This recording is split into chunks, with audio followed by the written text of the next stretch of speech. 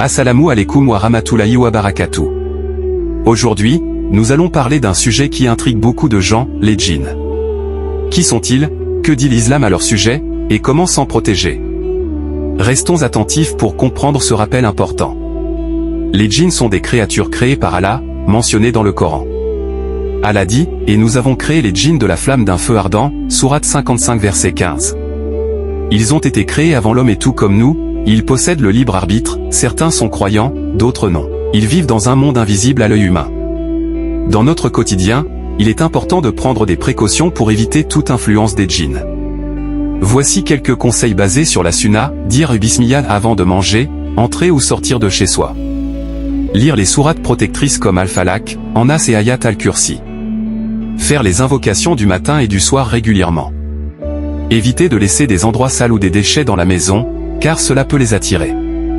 Allah, pas de divinité à part lui, le vivant, celui qui subsiste par lui-même. Sourate 2 verset 255. Ayat al-Kursi est une arme puissante contre les djinns et les shayatines. Comment s'en débarrasser si nécessaire? Si vous sentez une présence étrange ou si vous êtes affecté, voici quelques étapes recommandées. 1. Consultez un imam ou un spécialiste de la ruqya conforme à la sunna. 2. Récitez des sourates comme Al-Baqara dans votre maison régulièrement, car le prophète paix et salut sur lui a dit, Satan fuit une maison où est récitée la sourate Al-Baqara. 3. Évitez les pratiques non islamiques ou les superstitions qui peuvent aggraver la situation. Souvenez-vous, le meilleur bouclier est notre foi et la proximité avec Allah. Continuons à renforcer notre foi avec le dhikr, la prière, et la lecture du Coran.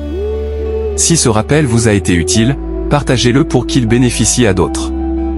N'hésite pas à t'abonner, à liker et partager pour soutenir la communauté islamique. Barakallahu fikoum.